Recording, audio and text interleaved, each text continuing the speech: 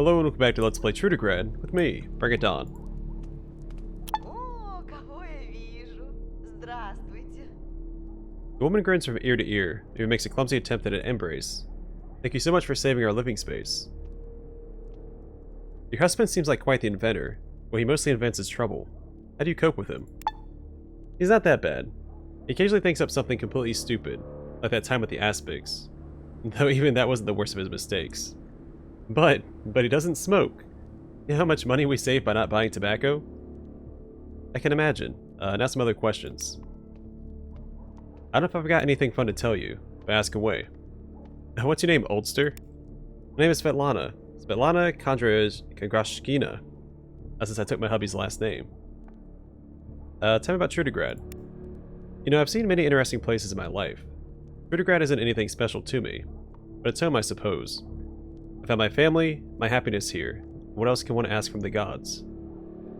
What do you do here? The way I spend my days would surprise nobody. These days cooking, cleaning, shopping, and taking care of the adult baby I call my husband is all I do. But that's okay. Ask for a change of scenery, and boy did I get it. Yep, it's all good. Except for those times when my home is overrun with flesh-eating jellies. The woman glares furiously at her husband, who shrugs a half-hearted apology in return. Did you hear that, dear? I hope you did. And what were you doing before this change of scenery? The woman smiles warmly as she looks inward to the magnificent vistas of her lost youth. Long ago, I lived far, far from here in the valleys of sun-kissed Uzbekistan, where people called me the Red Arrow. They dreaded my dark talents and my reputation, which was that of an adventurer, mercenary, and thief. Oh, in those days, I was a wizard with a crossbow instead of the broom and saucepan. But then I was excited not by discount turnips at the market, but by the legendary treasures and pre-war artifacts of the East. My entourage consisted not of man-baby entrepreneurs, but mighty heroes of legend like Kohan the Barbarian, Peter the Flail, and the mysterious wizard Abu Simbel. Listen, why didn't you use your skills to defeat the Jelly Menace then? Oh no, those little critters terrify me. They're so slimy and revolting. Ugh. Alright, so what can you tell me about Kohan the Barbarian? I first met Kohan in Ras Karuf, a dank prison located deep beneath the fortress city of Tashkent. We'd been arrested and thrown into opposite cells, when both of us separately had snuck into the city to steal the fabled eye of the General Secretary of the Communist Party of Uzbekistan, Ruby. Heck of a name. After talking it over, we decided to combine our skills and escape together. Feigning uncontrollable lust, I attracted a guard to my cell when he came close to the bars, knocked him out and grabbed his keyring. Then, with Kohan's bulging muscles and my wits, we fought through an army of militiamen in the twisting corridors of the goal. When we fled the city under cover of night, regrouped, and made another attempt on the Grand Ruby. And needless to say, that time we succeeded. Okay. Could you tell me about Peter the Flail? Oh, Peter was a fine man, and very pious. However, most of his religious teachings surrounded the virtues of robbing people, which he practiced constantly. He also prayed to his god, and it gave him powers. The Black Goat was it called, or the Black Ram. Anyhow, I'll never forget the time I got wounded in a fight. When Peter saw my cheek was bleeding, he immediately stopped beating on a party official we'd kidnapped to learn the location of the temple of Brezhnev, threw his flail to the ground, and started dancing and chanting gibberish. Ja'a Melnes Mezazis. I was so astonished, I stopped bleeding on the spot. Or did the bleeding stop thanks to his magic? What can you tell me about Abu Simbel? Abu Simbel was a living legend in the deserts of the Deep South. He studied astrology, numerology, and phrenology, as well as being a practicing medium. Only those closest to him knew he was also an alcoholic. Even this vice he turned into a mighty weapon. I'll never forget the time we were fighting a group of mutant Boy Scouts. We'd been exiting their camp with the golden horn of morning calling, when the creatures got the better of us. They were about to tear us apart, and there were tens of them, maybe dozens, thousands. Then Abu Simbel took a giant swig of cheap bathtub gin from his flask, and sprayed that liquid into a torch, casting a massive fireball into the angry, dart-throwing, spear-chucking horde. After that, only several remained standing. Several dozen, I mean. Maybe half. There wasn't a lot of call for math in my profession. Also, these mutant Boy Scouts keep coming up. And like the base campaign and stuff, it's a rumor that's constantly circulating. There's a lot of consistency with like the folklore in the game. What can I say? You have a good imagination, lady. You call it imagination, huh? Then what do you say to this? Seemingly out of nowhere, she produces a huge rolling pin, begins demonstrating some lightning-quick swordplay. Can't help but be stunned by her skills. Wait and see what else she has to say. Look at what I can do, and tell me you still doubt I am the infamous Red Arrow. Okay, I was wrong in my assessment. The woman smiles enigmatically as she slips the rolling pin up one sleeve. See? It's not good to be too skeptical, young man. Understood. Let's get back to my other questions. Svetlana shrugs her agreement. I got any interesting rumors for me? This is no rumor, just the sad truth. I think that our poor neighbor Slava has depression. He's a kind soul, but he's stuck at home because his mother won't let him get a job. Just so apathetic, especially recently. I'm afraid for his mental health. Slava. Do we speak to Slava?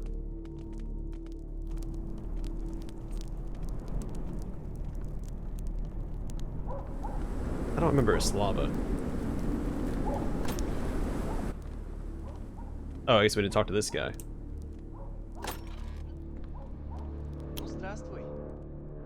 A thin young man fiddles nervously with the thick, horn-rimmed glasses. After glancing over at a middle-aged woman standing nearby, whispers, "If Mikhail Semyonich sent you, please don't say anything in front of my mama. And you know, just tell him I don't want the job." Who's Mikhail Semyonich? What's his job you don't want? He's just a guy I know.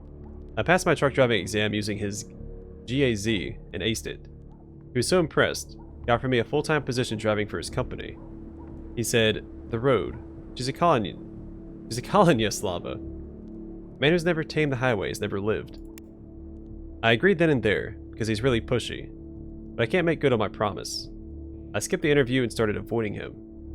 I thought since a stranger just showed up here for no reason, maybe he sent you to find me. I'm glad you don't know him, though. Hope he's forgotten me. Why did you miss out? You told me yourself you were good. Well, I kinda was, and I always loved trucks and cars, ever since childhood. Being a trucker is like a dream to me, I guess. Well, it was a dream. Then Mama told me to forget it. She told me I can't do it. The kid's eyes grow blank, and he clenches his fists. I have some bad health, you know, and a nervous mindset. I'm unlucky too, just like my father was. That's what she says. How can someone like me survive in the wastes? Seriously? She told you all that? I'm not sure I agree with her parenting style. The young man shakes his head, as if to chase away bad thoughts. You don't understand. She loves me, and she's afraid of losing me. Her heart started acting up as soon as I started taking lessons at the truck driving school, a few blocks from here. Imagine me leaving on a week-long trip. She told me she's totally certain me doing that would kill her dead. Now what are you gonna do? Live out your days staring at the walls of this room because of her overprotective bullcrap? It's not all bull... poo. Like me. She makes some good points. What makes you think there's nothing to gain from staying here? I might get a desk job somewhere close to home. I can work there where it's safe, save my mom heartache. We'll have more money that way. And maybe I'll meet a girl, start a family. I don't know.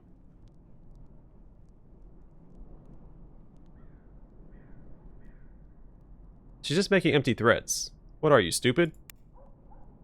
You know how much time I spent dripping heart medicine into water glass when she was lying in bed, cringing from chest pains? The first time was when I came home late. Then it happened again after I got drunk with some northerners. She's a very sensitive person. She knows I'm weak and unlucky. That's why she's scared for me. I mean, tell her you can survive out there. But I'm not so sure of that myself. Back when I was a kid, I never had a chance to stand up for myself in a fight, or even a mild verbal disagreement. Mama was always there to rush in and protect me. She never let me do anything by myself. Even though I'm not afraid of hardship, I honestly don't know whether I can survive it. Maybe I should have a talk with her. The young man pales visibly and shakes his head. but in his gaze you read a completely different reaction. Hope. He wishes you would talk to his mother, make her see the light. Please don't, I beg of you. Talk to her and convince her to let me go. Ahem. I meant to say don't talk to her. Yeah, no way. That's what I meant. I'll talk to her. Don't worry, it's gonna go great. Or at least not tragically wrong. Possibly. Oh, thank you so much. I think you'll be disappointed. But we'll see. Hey, I've still got a couple more questions. Questions? How strange. Well, okay. I'd love to chat. Tell me about yourself. Haven't I told you already? My name is Slava. Me and my mama have lived here for 2 years already. What do you do? Sometimes, merchants give mama some bookkeeping work, and I try to help her out. I'm not too good at it, though. I also cook sometimes. I love to read. Really hope to get a desk job somewhere near my home one day. What can you tell me about Trudograd? I don't know what to say about Trudograd. I've never been anyplace else. If you trust what the migrants say, it's a great place. If you ask the local elders, they'll tell you it's terrible. Share a couple of rumors with me, why don't you? Have you ever played Bomb a Gun? I never touched those curse cards again. Mama's old coworker once told her that his neighbor's sister's nephew's teenage friend once met one of the 4 Bomb a Gun grandmasters. His grandmaster agreed to play, with one stipulation. His opponent must bet his mother's heart on the outcome. The kid agreed and lost. Let's change the subject. Alright, let's go talk to his mother. Да, что такое? A middle-aged woman with unkempt blonde hair studies you with apparent amusement. I'm sorry, who are you? Why are you strolling around my home like you own the place? I first thought you were that ruffian who tried to make Slava an alcoholic, but apparently not. I just want to ask you a few questions. Alright, I can spare a few minutes of my time. What's your name, by the way? My name is Larissa Petrovna. What do you do for a living? I have a degree in advanced mathematics.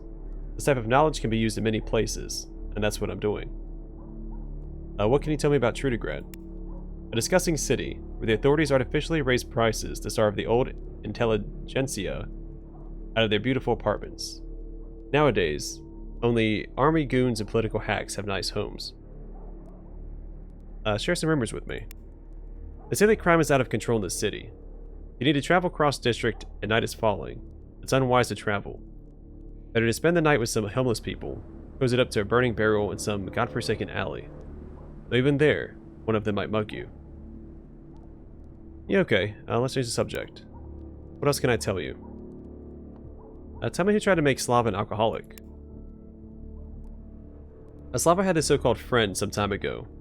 A despicable, conniving little brute, thoroughly bereft of even basic manners. Even you seem more pleasant in comparison. That's what a degenerate he was. Uh-huh. So what did they do to Slava exactly? My heart aches when I think about it. They got acquainted at the truck driving lessons, and at first, they just chatted during rest breaks. But then he brought Slava into a circle of friends. You know the type.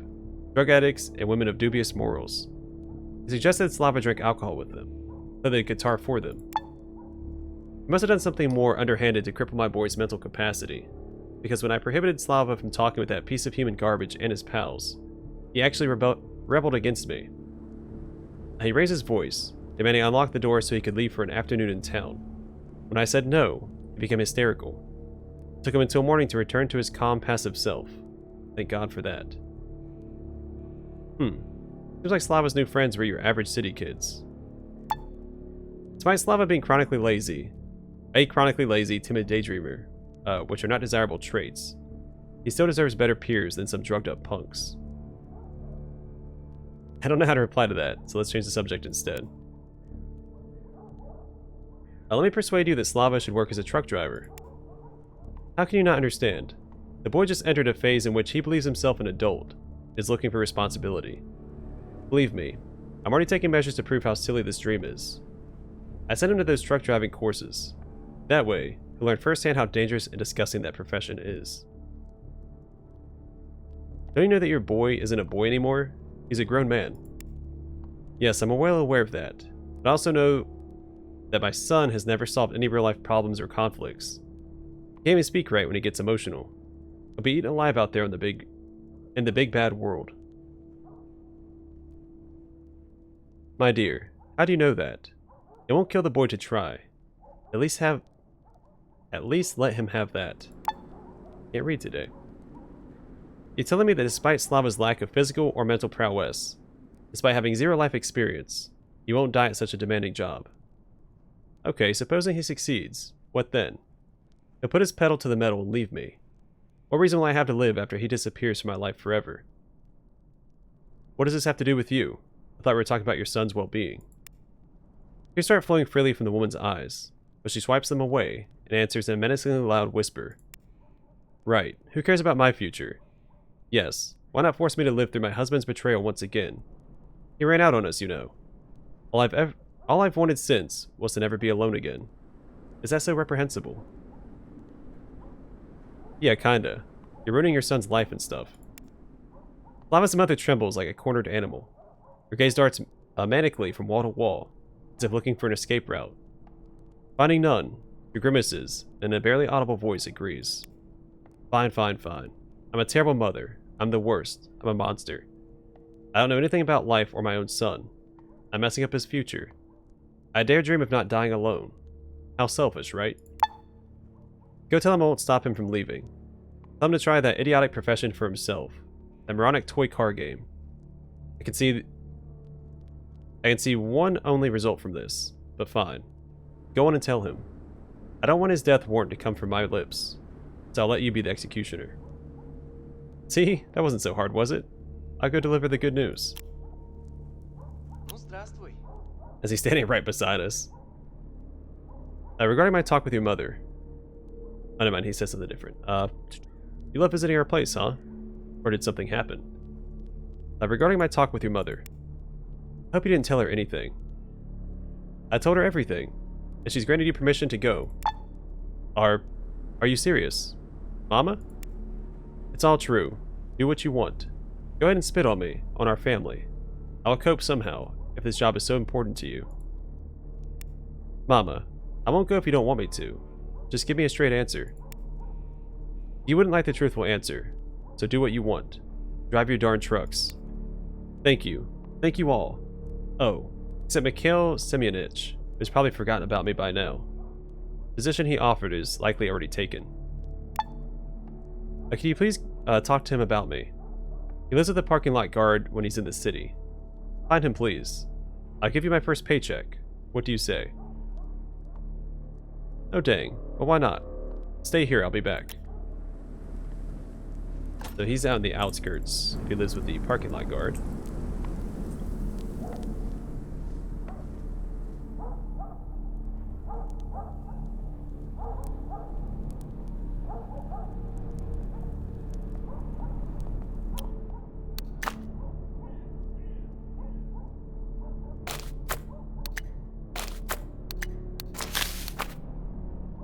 Before he was a stocky, well-built man in a nice jacket.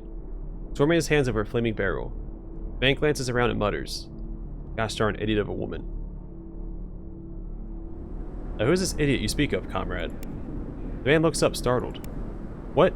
Ah, that mutant lass over there. Oh, with the hooks for hands. He gestures at a woman marching along the street, screaming strange slogans about turnips, beets, and other equally insane things.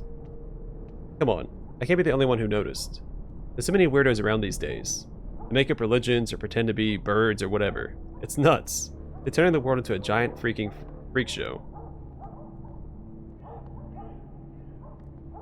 Oh, why do you care? Let people do their thing. Can't do that, brother. I just can't swallow my disgust and look the other way. Jacek Sakharov. How do you pronounce that, Jacek? Spit upon the recent slide in moral standards. In fact, I'm utterly disgusted. You wouldn't think it of a humble apple salesman, but I weep for our long-lost virtuous past, at least 3 times a week.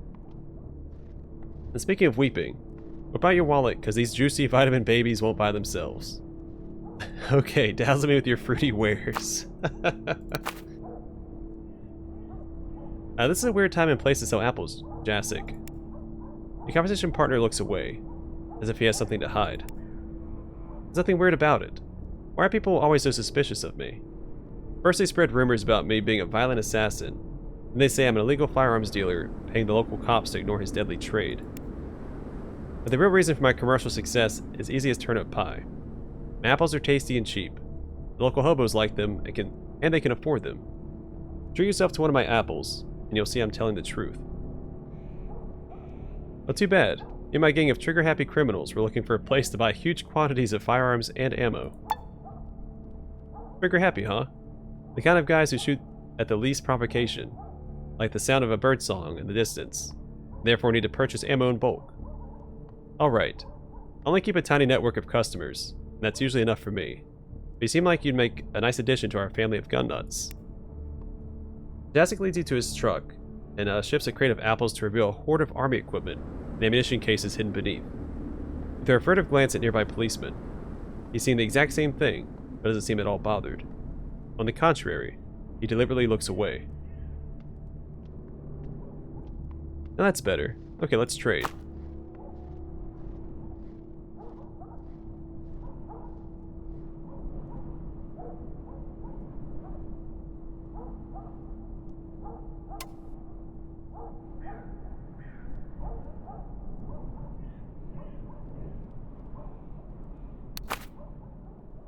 Alright, now that we're finally friends, can I ask you some questions? Why not? Ask away. How'd you get into selling ammo? In the 90s, that was the best way to earn money. It's not like that anymore. In Trudograd, it's straight up illegal. So I exchanged my stock for fresh apples. Yeah, you heard me right. Nowadays, other than yourself, I only sell guns and ammo to a few old clients I can't bring myself to disappoint. But apples are my #1 moneymaker. Tell me about your trade. It's a reliable source of income, even during the months when I only sell apples. I have good suppliers, rural grandmas with their own orchards. They sell these bad boys dirt cheap and in bulk. When I resell them, even at the low price I'm famous for, I still make a, 100% profit. What can you tell me about Trudograd? We're for a few no-good degenerates. This would be an amazing city. But unfortunately, there's a buttload of lunatics around lately.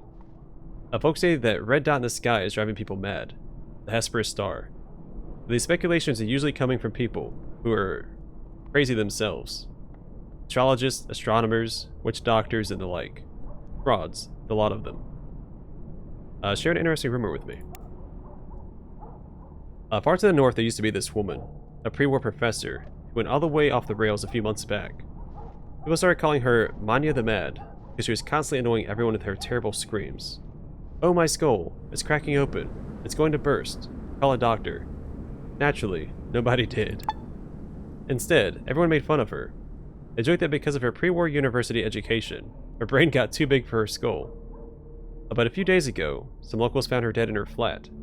The back of her head was completely obliterated, her brain gone, and the bowl of her skull was filled with thousands of tiny, wriggling white worms. Weird crap, huh? Let's talk about something else. Alright. Yeah, listen, let's trade already. Or is there something else on your mind? Let's get out of here. Go talk to this woman here.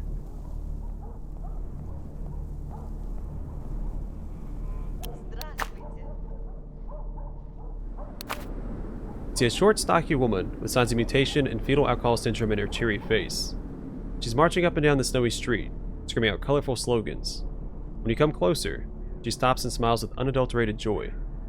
Master, would you deign to answer a question from this loathsome, crippled wench? Not wretch. Would you say that a lowly peasant stands before you? A perverted she-beast, an alcoholic whore and thieving female dog? A freaking degenerate hobo? Huh? Would you say that I look like someone who agreed to screw a mutant ant for a glass of murky hooch? Would you? I don't know. Maybe. Is it really that bad as you described? The woman solemnly shakes her head. A moment later, however, she takes a deep breath and continues. No, but it sure was. I saw things. I did things. I'm still wanted in more than a few places because of them. But I have changed. And do you know how? You know what my secret to self-improvement is? No, I don't know. Tell me, please. Blind one. Rootless wanderer. The answer was always so close, you could not see it with your vitamin A-starved eyes. Here it is. The woman whips her hands out of her pockets, and you instinctively jump back. Both of her hands have been amputated, or rather chopped off, and replaced with rusty iron hooks. A dirty, rotten turnip is impaled on each hook. Each of these root vegetables starts its journey deep underground, in mud, muck, and God forbid, manure. However, there always comes a day when a caring farmer digs out his turnips out and shows them to the morning sun. Reminds you of us humans, doesn't it? No matter how low we sink, there is always a way out. Right? Right? Fall on your knees. Tell me, O wise woman, what should I do with this knowledge? How should I know? I'm not your piking mother, am I? My role is to share the wisdom of Turna, the turnip goddess. That's it. We can talk some more, or you can leave. You're the one who must decide. Just don't eat beets, or it is a grave sin. We'll see about the beet part. How about you answer a few of my questions? Okay, I'm in. Maybe talking will warm me up. What's your name? I'm not in the mood to speak my normie name, and I trust my awakened mutant name only to others of my kind. That's another thing that popped up in the original campaign. Mutants have like a mutant name. Even the friendliest normie is a potential bully and a gene supremacist. Also, my mutant name is so scary, your ears would bleed, and your eyes pop right out of your skull if you heard it. Now, what do you do for a living? I beg for change and espouse the way of turnip to the locals. Maybe one day if I convert enough people, the missionaries will return for me. But we can discuss that on another occasion. What can you tell me about this fine city? It's not that bad. Want to hear my motto? Life in Trudograd turned me into an alcoholic hobo prostitute, but my hands I lost elsewhere. What I mean by this is that there are worse places in the world. What do you do for a living? I already read that. Do you have any rumors to share? People say that up north, the winters have become so harsh, there is snow on the ground right through summer.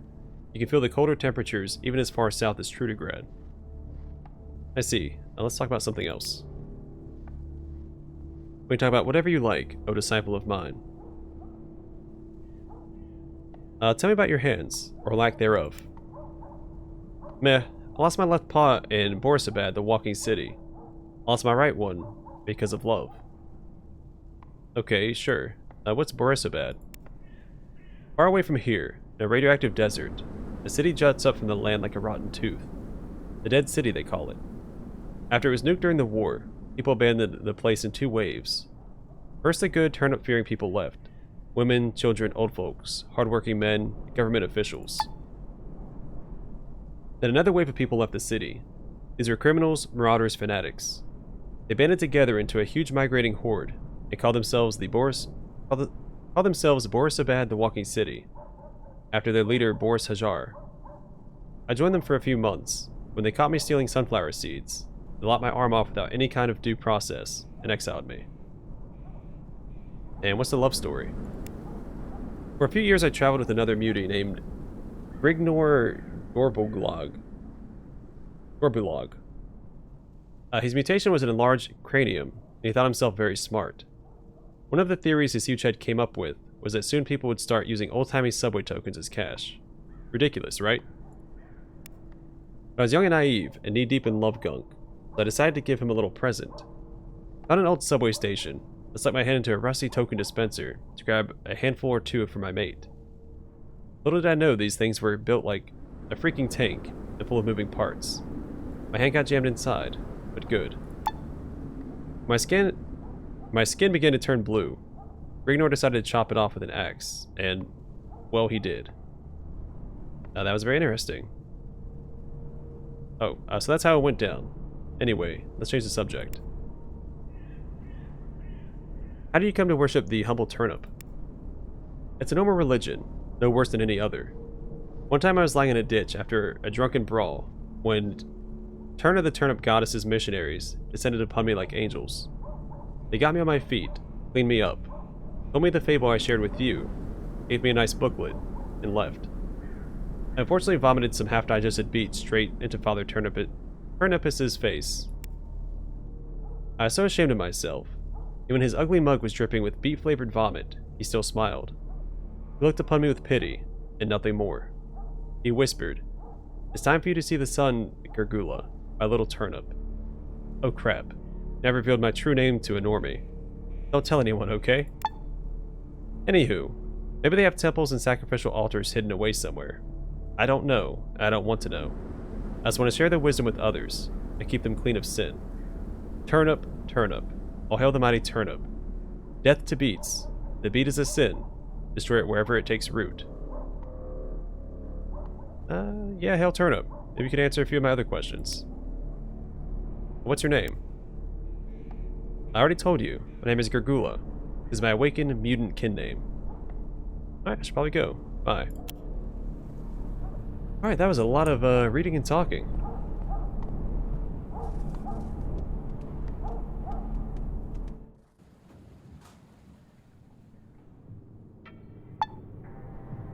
Alright, we'll get back to the outskirts.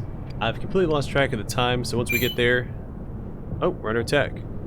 Oh crap, here we go again. In front of you leaps out a ferocious gang of rabid dogs. Fighting them up won't work. It's either fight or run. Yeah, no, let's attack. I'm no coward.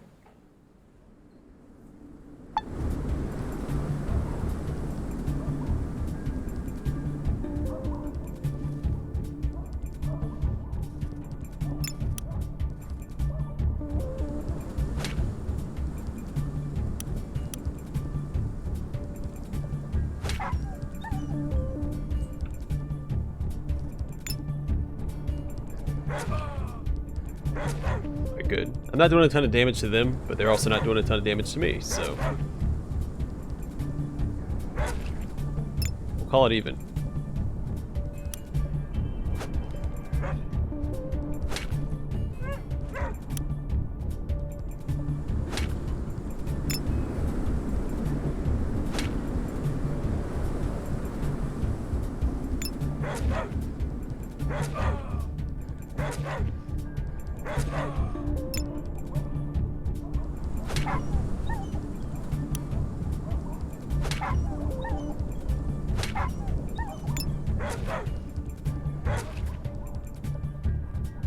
Don't you run away.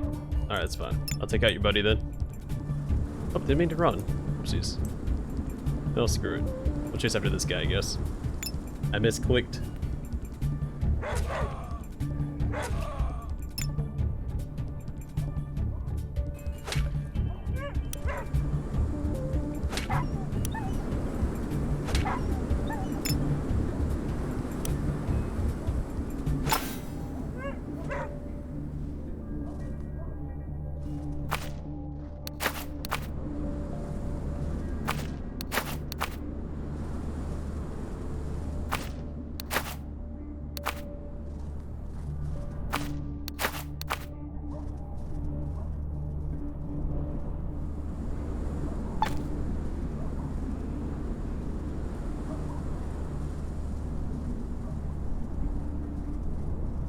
How do I get out of here?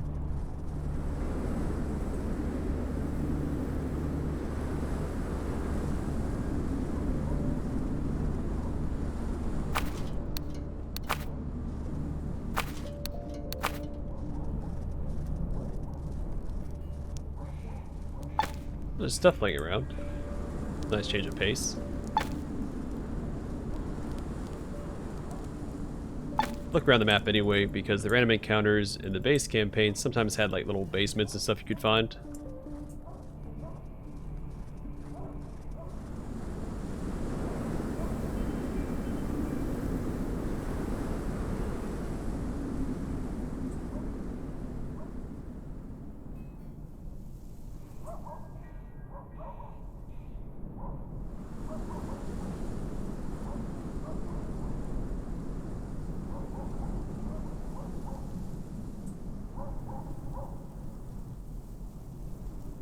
I don't see anything, so I'm just gonna leave.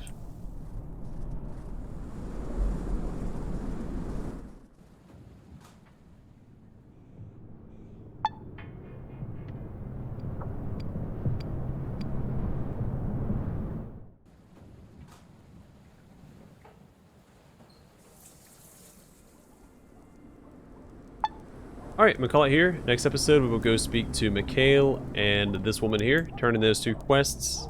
Let's return back to Slava and to finish that quest. And probably head to a new district after that. But for now, thanks for watching. I hope to see you guys in the next one.